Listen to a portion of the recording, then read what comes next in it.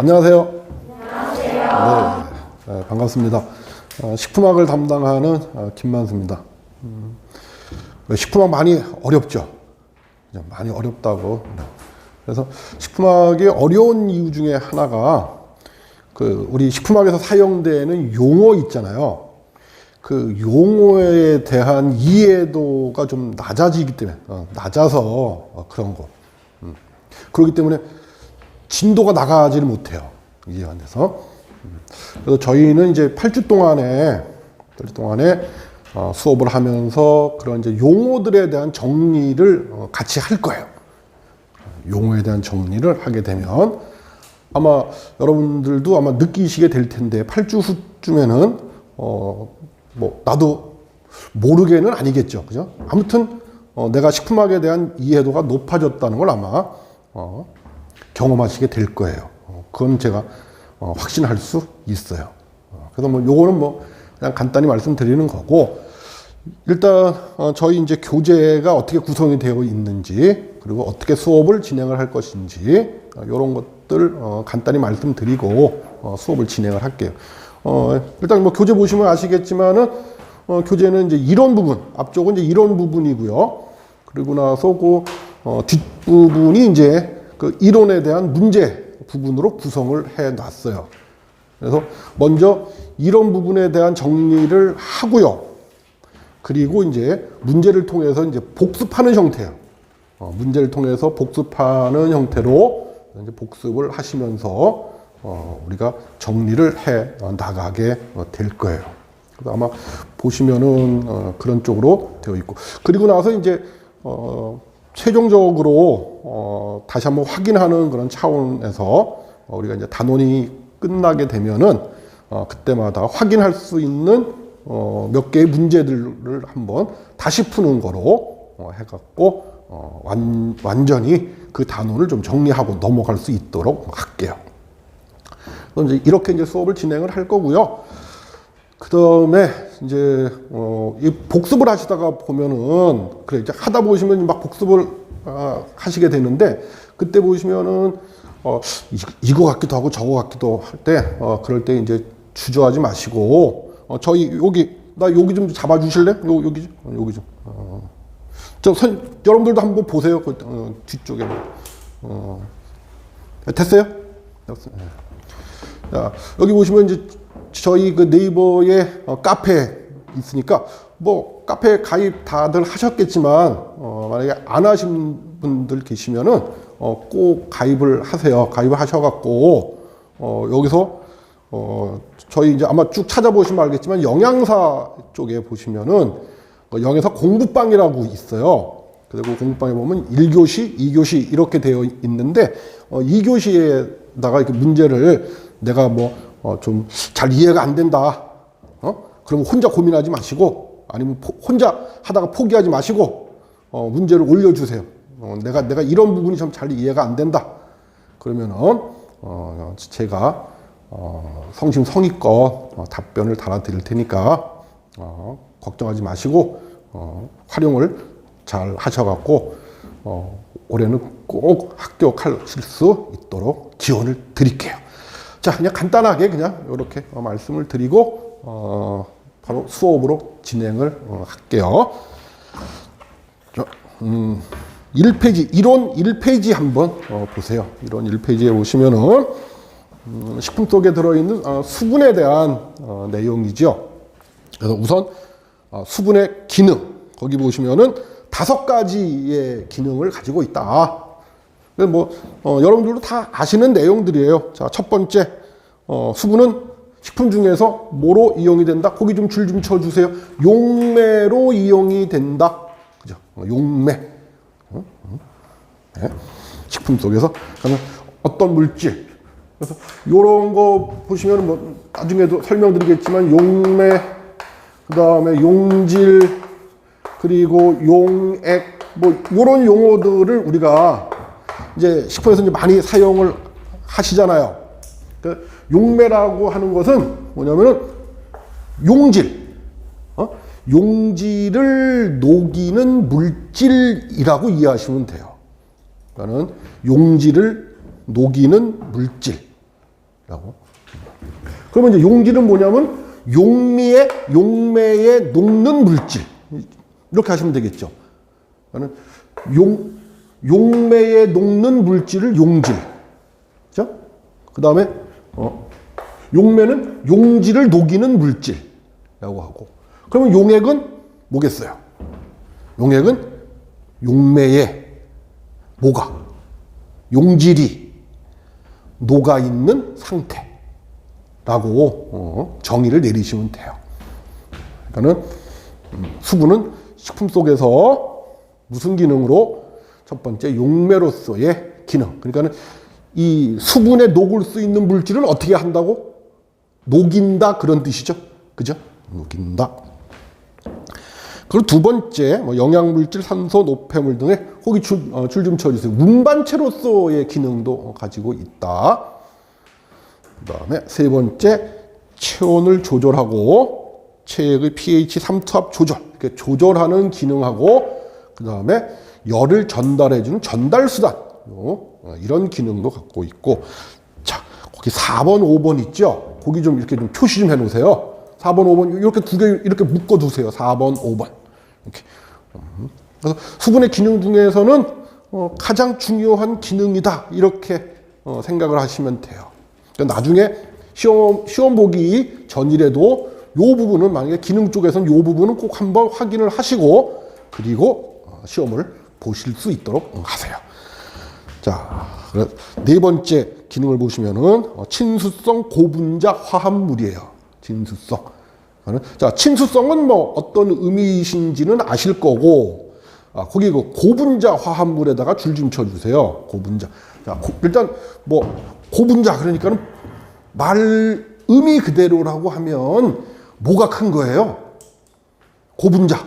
분자량이 큰 거. 그죠? 분자량이 큰 뜻이란 뜻. 그럼 도대체 분자량이 크다는 게 도대체 얼만큼 커야지 고분자라는 표현을 쓰냐면, 자, 분자량이요, 이렇게 10,000 이상 되는 거. 분자량이 10,000 이상 되는 물질들은요, 다 뭐라고 표시를 한다? 고분자라고 표시를 해요. 고분자. 그래서 친수성이면서 그런 고분자 화합물을 어떻게 하느냐? 분자량이 큰 거를 이 수분이 콜로이드 상태를 만들어. 콜로이드, 거기 줄 좀 쳐주세요. 콜로이드 용액을 만들어 버려요. 그러니까는, 자, 분자량이 친수성이면서 분자량이 10,000 이상 되는 고분자 물질, 대표적인 것이 뭐예요? 전분, 또 단백질, 이런 것들이 해당돼요. 친수성이면서 분자량이 큰 고분자 물질은, 예로는 전분이나 또는 단백질 같은 것들이 해당이 된다고. 그러니까 이런 물질들을 물은 어떤 상태로 만든다고요? 이 전분이나 단백질을 어떤 상태로 만든다고요? 거기 책에 있는 내용부 보면 콜로이드 상태를 만들어 버린다고. 콜로이드 상태로 만들어 버려요. 뭐를? 전분이나 단백질을 콜로이드 상태로 만들어. 그래서 함수량에 따라서, 즉 가지고 있는 수분의 양에 따라서, 함수량이란 뜻이 그런 뜻이잖아요. 가지고 있는 수분의 양, 함수량에 따라서 가역적으로 졸과 계를 형성한다. 자, 예를 들어서 지금 전분이, 자, 보세요. 전분이 물에 지금 하고 반응을 해서 얘가 어떤 상태가 된다고요? 전분이 물하고 반응하면 어떤 상태가 돼? 그렇지, 콜로이드 상태가 된다고. 요 상태가 돼요. 요 상태가. 그런데 이 콜로이드 상태인데, 이 수분이 많은 콜로이드 상태도 있을 것이고, 수분이 적은 콜로이드 상태도 있겠죠. 그죠? 그래서 수분이 많은 콜로이드 상태를 뭐라고 부른다고? 그거를 졸이라고 부른다, 그 얘기예요. 수분이 많은 콜로이드 상태를 졸. 이렇게. 그러면 수분이 적은 콜로이드 상태는 뭐라고 불러? 거기 써 있잖아요. 뭐라고 부른다고 그랬어? 겔이라고 부른다. 겔. 그래서 이 대표적인 게 뭐예요? 식품으로 대표적인 게 뭐가 있겠어요? 이 조울 상태 대표적인 거 우유. 자, 우유 속에 지금 단백질이 있어요. 그죠? 우유 속에서 제일 많은 성분을 차지하고 있는 게 뭘까요? 물이지, 물. 그러니까 물 속에 단백질이나 지방이 어떤 상태로 존재해? 콜로이드 상태로 존재한다고. 우유 속에 있는 단백질이나 지방은 콜로이드 상태로 존재를 해요. 콜로이드 상태로. 근데 지금 우유 속이 수분이 많잖아요. 그죠? 수분이 많으니까 그런 우유 같은 그런 콜로이드 상태는 졸이라고 그래요. 졸. 근데 이건 화학적으로는 뭐라고 우리가 얘기를 하냐면, 화학적으로 이게 콜로이드가 유동성을 갖는 거. 유동성이 뭐냐면 이렇게 흐를 수 있는 거. 콜로이드가 이렇게 물이 많으니까 흘러간다고. 그런 거를 졸이라고 그런다. 그리고 이제 얘는 수분의 양이 적어져. 그래서 콜로이드가 일정한 형태를 취하는 거. 콜로이드가 일정한 형태를 취하는 것을 겔이라고 그래요. 그 대표적인 게 뭐가 있냐면요. 젤리, 묵, 이런 것들이죠. 일정한 형태를 갖고 있죠. 그죠? 일정한 형태를 갖고 있다. 그 다음에 다섯 번째, 생체 고분자 구조를 유지시키는데도 수분이 기능을 갖고 있다. 그러니까 생체 고분자 구조 중에서 나중에 설명드리겠지만, 자, 2차 구조와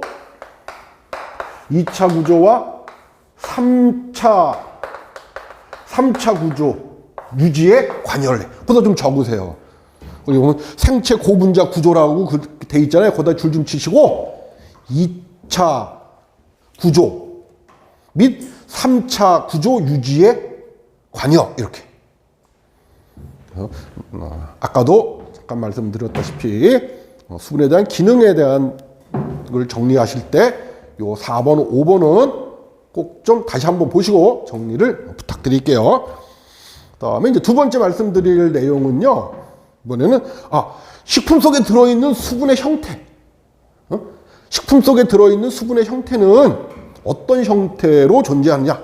크게 두 가지 형태로 존재를 한다. 그 얘기예요. 하나가 무슨 형태? 자유수 형태라고 하는 게 있고요. 또 하나가 결합수 형태라고 하는 게 있다. 예?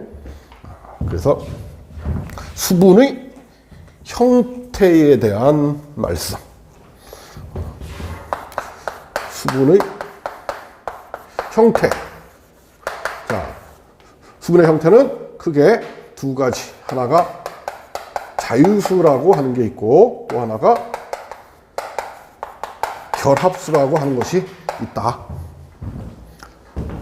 그래서 자, 자유수의 특징을 보시면은, 거기 보면은 뭐 용매로 작용을 할 수 있고, 그리고 건조로 쉽게 제거가 가능하고, 그리고 미생물이 이용을 해요. 그러니까 미생물이 이용을 해서 결국 어떻게 돼? 미생물이 이용한다는 얘기가 미생물이 증식한다, 그런 뜻이잖아요. 그죠? 식품 속에 미생물이 증식을 해. 그러면 식품의 품질이 어떻게 되겠어요? 식품의 품질이 저하가 되겠지요. 그치? 그다음에 0도씨 이하에서 쉽게 동결된다.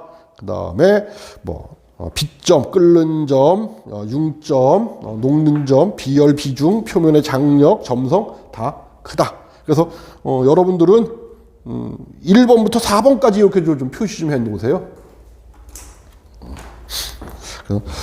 자유수의 식품 속에서 자유수의 특징, 그러면 요 네 가지는 반드시 기억해 두시고요. 그리고 이제 혹시 또 물리화학적인 용어들이 나와요. 여기서 화학적인 용어들 뭐 있어요? 빛점, 융점, 비열, 비중, 표면의 장력, 점성, 이런 말 나오잖아요. 그럼 무조건 자유수는 다 뭐라고 생각하시면 되냐? 다 크다, 높다, 우선 이렇게 생각해 두세요. 나중에 화학적인 문제는 그때 가서 차후의 문제고, 일단은 우리가 정리할 때는 요렇게 화학적인 용어, 뭐는 전부 자유수 같은 경우는 다 높다, 크다 이렇게 표현하면 된다. 그 다음에 이제 두 번째, 식품 속에 들어있는 수분의 형태 두 번째 형태가 결합수예요. 말 그대로 결합수야. 그러니까 뭐 하고 있다가 수분이 결합하고 있다 이런 의미잖아요. 그럼 뭐하고 결합을 하고 있다는 거야? 식품 성분하고 결합을 하고 있는 물이라는 의미예요. 그러면 자유수는 뭐 말씀 안 드렸지만 어떻다는 거예요? 이동이 자유로운 물이라는 의미겠죠. 그렇죠? 그래서 식품 속에 있는 성분들하고 예를 들어서 거기 탄수화물 또는 단백질 이런 것들하고 결합을 하고 있는 물을 우리가 결합수 이렇게 얘기를 한다. 그리고 용질에 대해서 자, 용질 뭐라 그랬죠? 용매에 녹는 물질이라고 그랬죠. 그지? 자, 용질에 대해서 용매로서 작용하지 못한다. 왜? 이유가 뭘까요? 결합수는. 그렇지. 이미 이 결합수는 이미 다른 식품 성분하고 뭐 한 거예요? 결합을 하고 있는 물이잖아. 그러니까는 새로운 용질을 녹일 수가 없다. 그리고 그다음에 보통의 물보다 밀도가 크다. 자, 밀도를 구하는. 자, 이렇게 이해. 부피분의 질량으로 밀도를 구하잖아요. 예? 그러면 이제 예를 들어서요. 얘가 자유수야. 이건 자유수고요. 여기는 결합수야. 결합수. 그래서 똑같이 상황을 똑같이 하기 위해서 자, 자유수 6, 8, 10개. 자, 그럼 또 결합수도 10개야. 결합수도 이렇게 4개, 5개. 셋, 넷, 다섯. 그럼 똑같이 지금 자유수든 결합수든 10개죠. 똑같이. 근데 얘는 결합수니까 여기 아무튼 이렇게 식품 성분하고 이렇게 결합이 되어 있겠죠. 그죠? 식품 성분하고. 그러면 물의 부피는 어때요? 물의 개수. 물의 부피는 자유수나 결합수나 물의 부피는 똑같죠.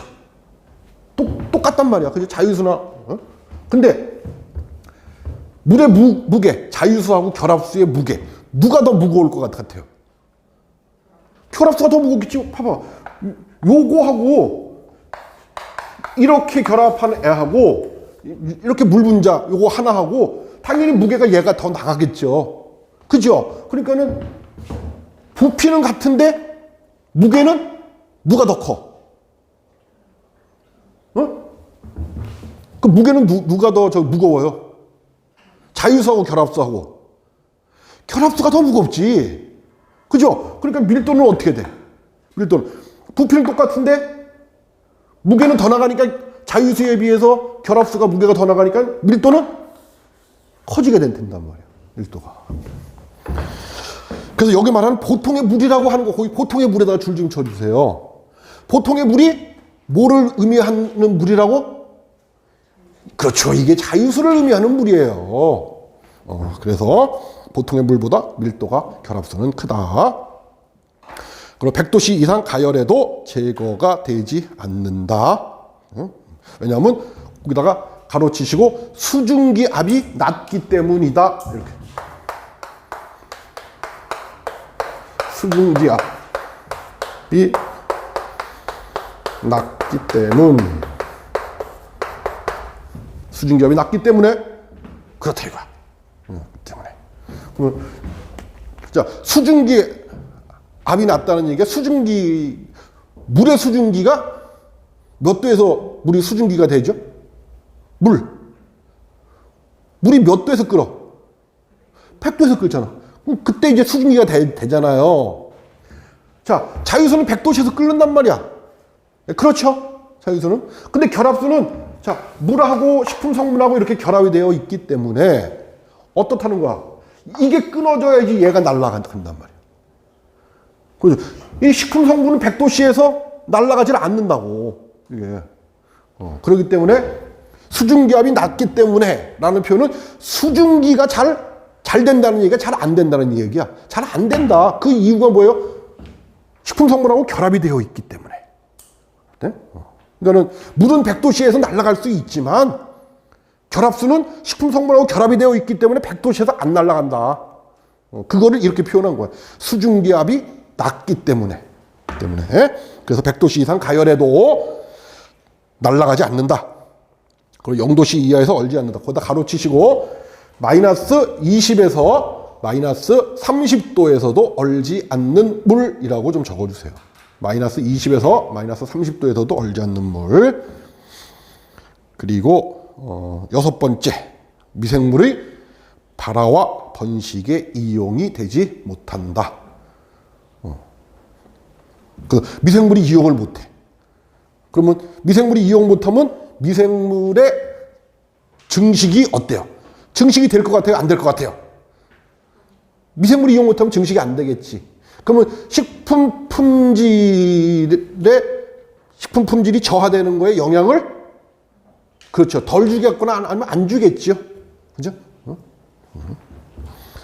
그래서 이제 뭐 우리는 그냥 이 정도만 영양사에서는 미생물의 발화와 번식에 이용되지 못한다.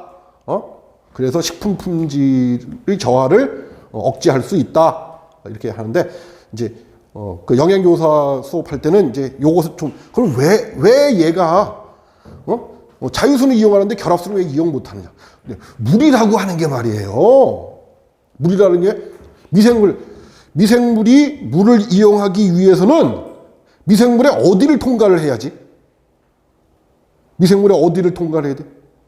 아니 무조건 아무튼 영양물질이든 뭐든 간에 미생물 세포가 성장하고 증식하기 위해서는 세포막을 통과를 해야 되잖아. 미생물의 세포막. 그렇죠. 그래서 세포 안쪽으로 들어가야지 그 안에서 영양물질이든 뭐든 뭐 물든 다 이용하지 않겠어요? 그런데 결합수니까 세포막을 어떻게 해? 아니 결합수니까 크잖아. 그러니까는 세포막을 통과를 못해. 그렇기 때문에 결합수는 통과를 못한다고. 그래서 이용 못한다 하는 그렇게 이제 우리가 설명을 해요. 설명을 한다고. 근데 이제 영양사니까 그냥 이렇게 자유수는 미생물이 이용을 해서 품질을 저하시킨다.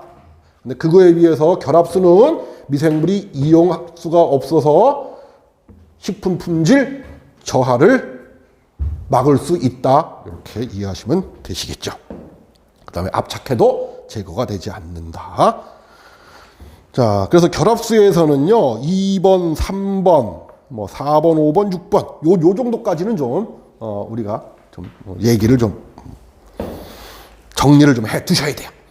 그 다음에 세 번째는요, 이번에는 무슨 얘기냐면은, 그러면 식품 속에 들어있는, 아까 왜 식품 속에는 두 가지 형태가, 식품 속에 들어있는 수분의 형태는 두 가지라고 했잖아요. 하나가 자유수 형태고 또 하나가 결합수 형태야. 그러면 이번에 이 세 번째 드릴 말씀은 뭐냐면은 그러면 식품 속에 들어있는 수분의 양을 측정하는 방법. 얼만큼 들어있는지, 식품 속에 수분이 얼만큼 들어있는지 그거를 측정하는 방법에 대해서 한번 우리가 살펴보자. 그래서 수분 함량의 측정 형태에 대한 말씀은 드렸고 이번에는 수분 함량 측정 방법. 그래서 이것도 두 가지로 우리가 일반적으로 두 가지로 측정을 해요. 하나가 뭐를 이용을 해서 하나가 수분 활성도라고 하는 것을 이용을 해서 식품 속에 들어있는 수분의 양을 측정한다. 그 다음에 두 번째는요, 뭐를 이용을 해서 식품 속에 들어있는 수분의 양을 측정하느냐 하면은 평형 수분 함량이라고 하는 방법을 통해서 우리가 식품 속에 들어있는 수분의 양을 측정을 한다. 자, 그래서 거기 한번 첫 번째 줄에 한번, 그러니까 몇 쪽이야? 1쪽 맨 아랫줄을 한번 보세요. 맨 아랫줄에 뭐라고 되어 있냐면 식품 중의 수분 함량은 일단 식품 자체의 수분 함량. 당연한 얘기죠. 식품 자체가 많이 갖고 있고 적게 갖고 있는 아무튼 식품 자체의 수분량하고 그리고 뭐가 또 영향을 주느냐 하면은 대기 중에 상대 습도. 거기다 상대 습도에다가 좀 줄 좀 쳐주세요.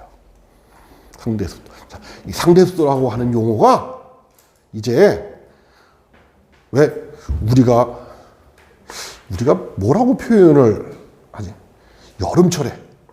여름철에 보면은 우리가 뭐라고 표현을 해요? 불쾌지수가 높다. 그럴 때 우리가 뭐라고 그러지? 불쾌지수가 높다. 그럴 때 이 대기 중에 있는 수분의 양이 높다. 라는 표현. 뭐 상대 습도가 높다. 아, 그건 이제 공중보건학적인 얘기라. 그렇구나. 아무튼 자, 이 상대 습도라고 하는 용어가 뭐냐면 이 대기 중에 있는 수분의 양을 상대 습도라고 우리가 얘기를 해요. 그래서 상대 습도라는 용어가 나오면 이 대기 중에 있는 수분의 양. 그 상대 습도가 높다. 그러면 대기 중에 수분의 양이 뭐하다는 거예요? 많다는 얘기야? 적다는 얘기야? 많다. 그럼 그 뜻이잖아요. 상대 습도가 높다. 그럼 이 대기 중에 있는 수분의 양이 많다. 즉 습도가 높다. 우리가 그냥 습도가 높다 이렇게 표현을 하잖아요. 그죠? 그 뜻이야 이게. 그거는 자 식품 속에 있는 수분의 함량은 뭐하고 뭐에 영향을 받는다고? 그 식품 자체가 갖고 있는 수분의 양하고 또 하나가 상대 습도에 영향을 받는다. 영향을 받는다.